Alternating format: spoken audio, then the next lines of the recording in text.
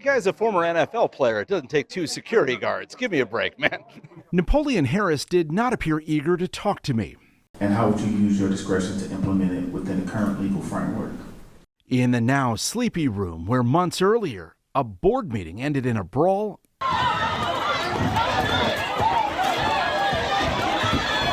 the man who replaced Tiffany Henyard as Thornton Township supervisor has ditched the drama and much of the scrutiny. I thought maybe we have gotten rid of the storm. Jennifer and Paul Roberts are skeptical of Harris's leadership. A lot of people in Thornton Township fought for transparency, accountability, and responsiveness in government, and we haven't really seen that yet. Some of that skepticism centers on his salary. Help me understand why you're still taking in Tiffany Henyard type money. There's a law on the books that we cannot change anybody's salary. How that Before we get into this, all right, because I want y'all to really understand that I predicted that this was going to happen. This happens every single time in liberal environments in Democrat cities. And now that the vloggers and now that the people are now leaving alone Thornton Township and Dolton, Illinois, what you're going to see is more of what already happened. You know why? Because the sentiment, the principles, and the ideals are the same. Remember, Tiffany Henyard first came to prominence because, you know, she was basically playing a character and she was doing a lot and she was creating too much visibility for herself. And so what that translated into was people started to dig into the books and finding out exactly how they lived and spent the money of Thornton Township as well as Dolton, Illinois, which then uncovered all of the other BS, the spending, the salary, how she finessed, and all of that stuff, right? Now you have, I believe his name is Napoleon Hill. You have this man, and I already spotted that this guy was exactly who he perpetrated himself or what he's perpetrating himself to be now, and he's finessing. A little bit more well-spoken, carries himself and buttons up his collar, but the sentiment is the same. They're going to spend the money. They're there to get paid. They are there to get paid. The salary was supposed to go back down to whatever it was, $50,000, $60,000, $70,000 a year.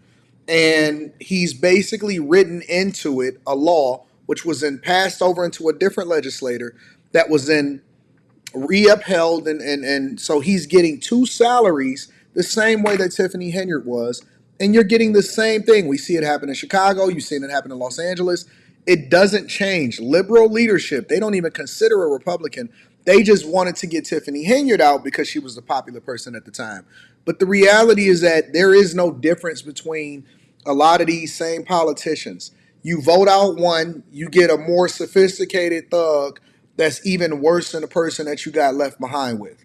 In Chicago, for example, when I seen Lori Lightfoot get elected as the first female black gay mayor of Chicago, and they voted her in based off of identity politics and diversity, equity, and inclusion because they wanted somebody that looked like them. Well, then you got a person that was basically destroying the entire office because they didn't know what they was doing. It's the same thing with this guy right here. They got out Tiffany Henyard, and I said it during the whole voting process.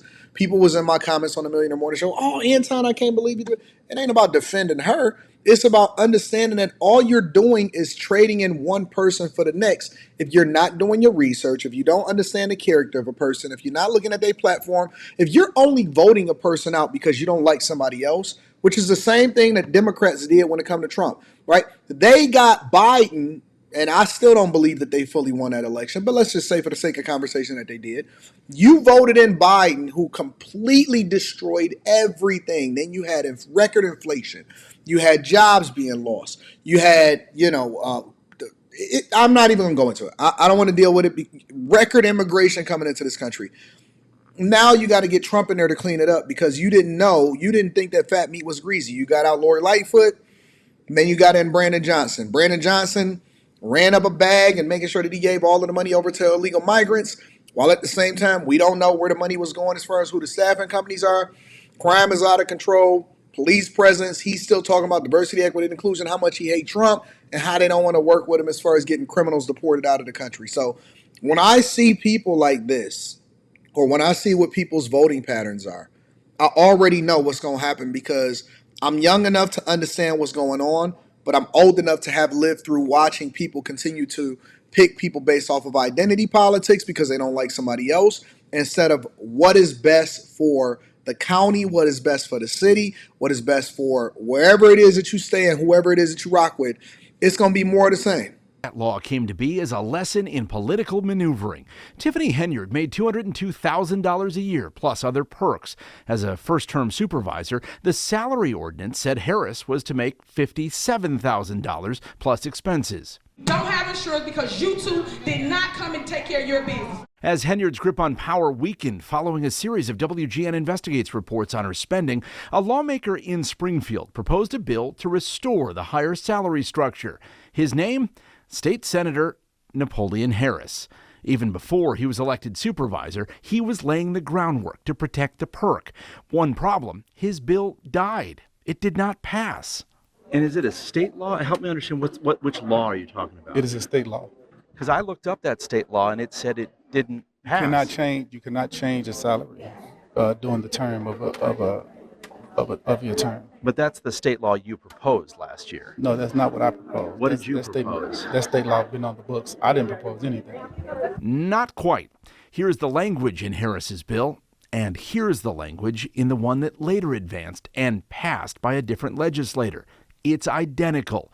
And did we mention it was buried on page 90 of a bill that began by focusing on Crohn's and colitis disease? So what a lot of these legislators will do, and it's the same thing when it came to funding for Israel, Taiwan, Ukraine, all of that stuff, is that they basically bake it into other things, or because they know that people are not going to read it. They know that people don't participate in civics. They know that people are not going to do the best things for them. They know that people are just going to vote based off of identity politics and emotion. And so what they do is they bury certain things inside of these bills that you guys can go and check out, read, look at what's being proposed, and they're passing this stuff through, which basically allows for them to continue to finesse and use your taxpayer dollars to ensure that they're going to get that bag. And so they baking it into these different bills, and this is why y'all need to participate in the political process so that you can know where your money is going and how you paying this person, and nobody is going to hold them accountable until you do an investigation like this is happening right now. The original bill was to have a week devoted to highlighting the needs of Crohn's patients and their families, and it became what's known as a shell bill in Springfield that really becomes a vehicle for any legislative initiative to be shoved into it. The original intent is gutted. Thanks to the legislative maneuver, Harris is now on track to collect a $202,000 salary from the township, plus $54,000 in expenses. Add in his $123,000 state Senate salary, and it brings his total take from 2 elected positions to just under $380,000. All of this in a community where many live below the poverty level and were forced to subsidize first-class travel, meals, and more under Tiffany Henyard's leadership. This is the professional democratic machine, tried and tested, and it appears that they have taken hold of Thornton Township. Given what these residents have been through and what you campaigned on, don't give me the time, man. Come on. Given what these residents have been through, do you think it's a good look for you to do some of the same stuff that you were critical of? I was not critical of anything, man. You weren't critical of Tiffany Henyard's reign? I've never publicly despised anybody publicly. What I've done was, and I've stated this, I'm about doing the right thing and supporting what the people needs of Thornton Township, and I've done that. For you to say and sit here and suggest that anything has been improper or done wrong is not a fair assessment of what's happening. So basically what y'all are getting is more of the same thing, because this is what y'all continue to vote for. And this is one of the plights of urban communities, is that they are ignorant. They are ignorant as fuck. And it's so easy to exploit. It's so easy to take advantage of y'all, because y'all are not on y'all P's and Q's. And so when I warned y'all and I said it's no point in voting out Tiffany Henyard if you're just going to get somebody that make even more in an impoverished state or an impoverished community, y'all laughed at me. Y'all told me I was wrong. But I always bring it back to the front of the congregation and help you understand how I'm right. Let me know what y'all think inside of the comments. Make sure y'all tap into the Patreon. Link is in the description.